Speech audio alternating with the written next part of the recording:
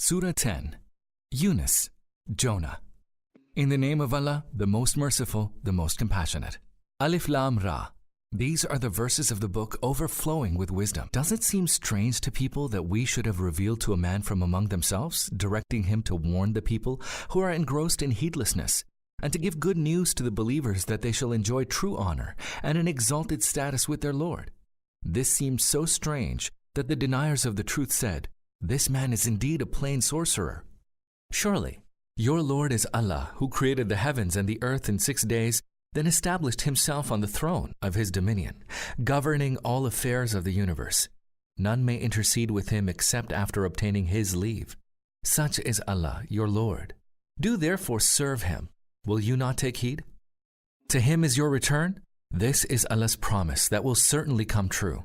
Surely it is he who brings about the creation of all, and he will repeat it, so that he may justly reward those who believe and do righteous deeds, and those who disbelieve may have a draught of boiling water and suffer a painful chastisement for their denying the truth. He it is who gave the sun radiance and the moon light, and determined the stages for the waxing and waning of the moon, that you may learn the calculation of years and the reckoning of time. Allah has created all this with a rightful purpose, rather than out of play. He expounds his signs for the people who know. Surely, in the alternation of the night and the day, and in all that Allah has created in the heavens and the earth, there are signs for the people who seek to avoid error of outlook and conduct. Surely, those who do not expect to meet us, who are gratified with the life of the world, and are well pleased with it, and are heedless of our signs, their abode shall be the fire in return for their misdeeds. Surely, those who believe in the truths revealed in the book and do righteous deeds, their Lord will guide them aright because of their faith. Rivers shall flow beneath them in the gardens of bliss. Their cry in it will be, "Glory be to you, our Lord," and their greeting, "Peace," and their cry will always end with, "All praise be to Allah, the Lord of the entire universe." Were Allah to hasten to bring upon people the consequence of evil in the way people hasten in seeking the wealth of this world, their term would have long since expired. But that is not our way. So we leave alone those who do not expect to meet us, that they may blindly stumble in their transgression. And such is man, that when an affliction befalls him, he cries out to us, reclining and sitting and standing. But no sooner than we have removed his affliction, he passes on us as though he had never cried out to us to remove his affliction. Thus it is that the misdeeds of the transgressors are made fair seeming to them. Surely we destroyed the nations before you, which had risen to heights of glory in their times, when they indulged in wrongdoing and refused to believe, even when their messengers brought clear signs to them. Thus do we recompense the people who are guilty. Now we have appointed you as their successors in the earth to see how you act. And whenever our clear revelations are recited to them, those who do not expect to meet us say, "Bring us a Quran other than this one, or at least make changes in it." Tell them, O Muhammad, "It is not for me to change it of my accord. I only follow what is revealed to me. Were I to disobey my Lord, I fear the chastisement of an awesome day."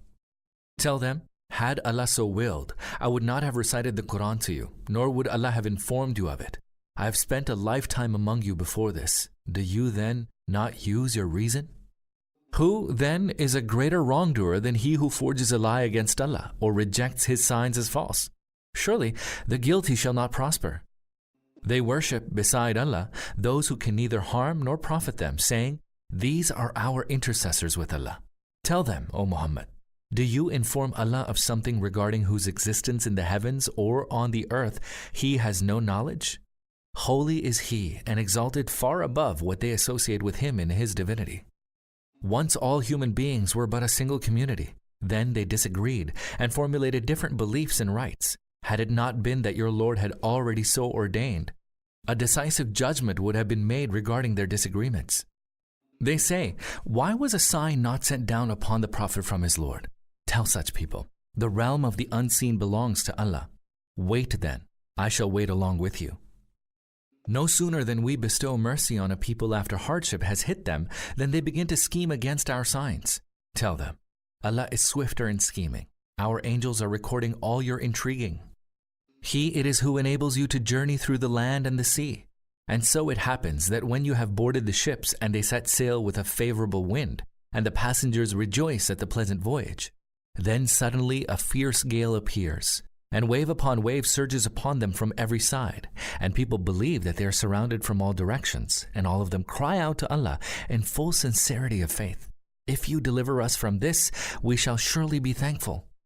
But no sooner than He delivers them, than they go about committing excesses on the earth, acting unjustly. O mankind, the excesses you commit will be of harm only to yourselves. Enjoy, if you will, the fleeting pleasure of this world. In the end, you shall all return to us, and then we shall tell you what you have been doing. The example of the life of this world, which has enamored you into becoming heedless to our signs, is that of water that we sent down from the sky, which caused the vegetation of the earth, sustaining human beings and cattle, to grow luxuriantly. But when the earth took on its golden raiment and became well adorned, and the owners believed that they had full control over their lands, our command came upon them by night or by day, and we converted it into a stubble, as though it had not blossomed yesterday.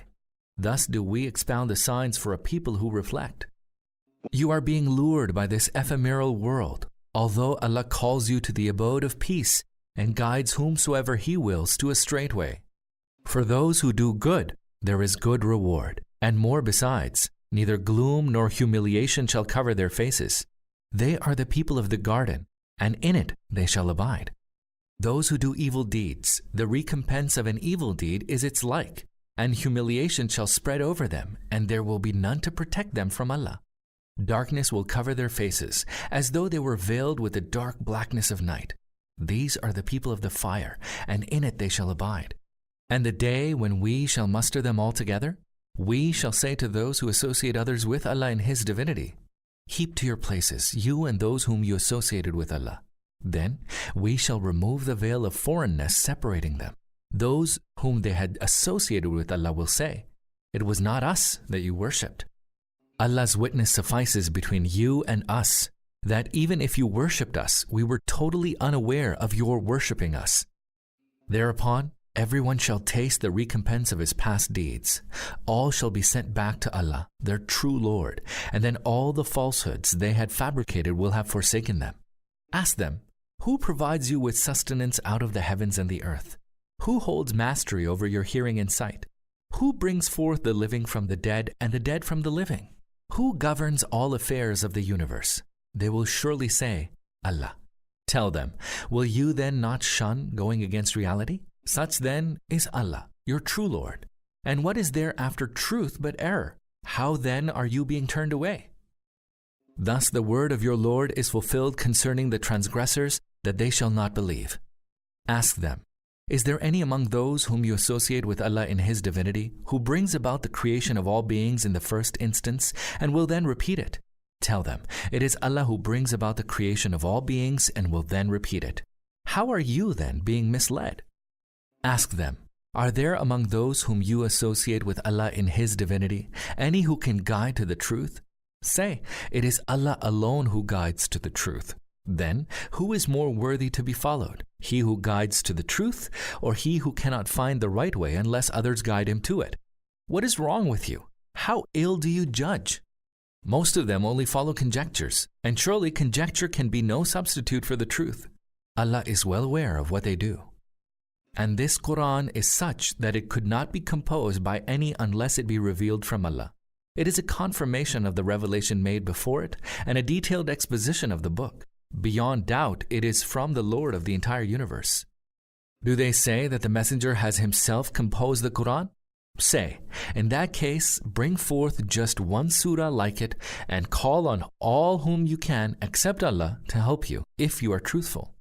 In fact, they arbitrarily rejected as false whatever they failed to comprehend and whose final sequel was not apparent to them. Likewise, had their predecessors rejected the truth, declaring it falsehood. Do observe then what was the end of the wrongdoers. Of those, some will believe and others will not. Your Lord fully knows the mischief makers.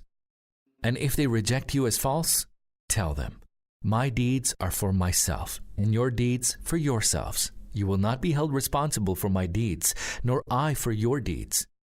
Of them some seem to give heed to you. Will you then make the deaf hear even though they understand nothing? And of them some look towards you, Will you then guide the blind even though they can see nothing? Surely Allah does not wrong people. They rather wrong themselves. But today they are oblivious of everything except enjoyment of worldly life. And on the day when He will muster all people together, they will feel as though they had been in the world no more than an hour of the day to get acquainted with one another. It will then become evident that those who called the lie to meeting with Allah were the utter losers and were not rightly directed. Whether we let you see during your lifetime some of the chastisement with which we threaten them, or we call you to us before the chastisement strikes them. In any case, they are bound to return to us. Allah is witness to all that they do. A messenger is sent to every people, and when their messenger comes, the fate of that people is decided with full justice. They're subjected to no wrong. They say, if what you promise is true, when will this threat be fulfilled? Tell them, I have no power to harm or benefit even myself, except what Allah may will. There is an appointed term for every people, and when the end of their term comes, neither can they defer it for an hour, nor can they bring it an hour before. Tell them, did you consider what you would do were His chastisement to fall upon you suddenly by night or by day? So why are the culprits seeking to hasten its coming? Is it only when this chastisement has actually overtaken you that you will believe in it? And when the chastisement will surprise you, you will try to get away from it, although it is you who had sought to hasten its coming. The wrongdoers will then be told, suffer now the abiding chastisement. How else can you be rewarded except according to your deeds? They ask if what you say is true. Tell them, yes, by my Lord, this is altogether true, and you have no power to prevent the chastisement from befalling. If a wrongdoer had all that is in the earth, he would surely offer it to ransom himself. When the wrongdoers perceive the chastisement, they will feel intense remorse in their hearts, but a judgment shall be made with full justice about them. They shall not be wronged. Indeed, all that is in the heavens and the earth belongs to Allah, and most certainly Allah's promise will be fulfilled, though most people are not aware of it. هو يحيي ويميت وإليه ترجعون. He it is who gives life and causes death, and to Him shall you all be returned. Mankind, now there has come to you an exhortation from your Lord, a healing for the ailments of the hearts, and a guidance and mercy for those who believe. Tell them, O Prophet, let them rejoice in Allah's grace and mercy through which this book has come to you. It is better than all the riches that they accumulate. Did you consider that the sustenance which Allah had sent down for you of your own accord, you have declared some of it as unlawful and some as lawful? Ask them, did Allah bestow upon you any authority for this, or do you forge lies against Allah? Think how those who invent lies against Him will be treated on the Day of Judgment. Allah is bountiful to people, yet most of them do not give thanks. O Prophet, whatever you may be engaged in, whether you recite any portion of the Quran or whatever else all of you are doing, we are witness to whatever you may be occupied with. Not even an atom's weight on the earth or in the heavens escapes your Lord, nor is there anything smaller or bigger than that, except that it is on record in a clear book. Surely the friends of Allah have nothing to fear, nor shall they grieve. The ones who believe and are God-fearing, for them are glad tidings in this world and in the hereafter. The words of Allah shall not change. That is the supreme triumph. O Prophet, let not the utterances of the opponents distress you. Indeed, all honor is Allah's. He is all-hearing, all-knowing. Verily, whoever dwells in the heavens or the earth belongs to Allah. Those who invoke others instead of Allah, associating them with Him in His divinity, only follow conjectures and are merely guessing. It is Allah alone who has made the night that you may rest in it, and has made the day light-giving. Surely, in it there are signs for those who give heed to the call of the Messenger. They say, Allah has taken a son. Glory be to Him. He is self-sufficient. He is all that is in the heavens and all that is in the earth. Have you any authority to support that Allah has taken a son? Do you ascribe to Allah something of which you have no knowledge? They may enjoy the life of this world, but in the end they must return to us, and then we shall cause them to taste severe chastisement for their disbelieving. Narrate to them the story of Noah, when he said to his people, My people, if my living in your midst and my effort to shake you out of heedlessness by reciting to you the revelations of Allah offend you, then remember that I have put all my trust in Allah. So draw up your plan in concert with those whom you associate with Allah in His divinity, leaving no part of it obscure, and then put it into effect against me, and give me no respite. When you turned your back on my admonition, what harm did you cause me? I had asked you for no reward, for my reward lies only with Allah, and I am commanded to be of those who totally submit to Him.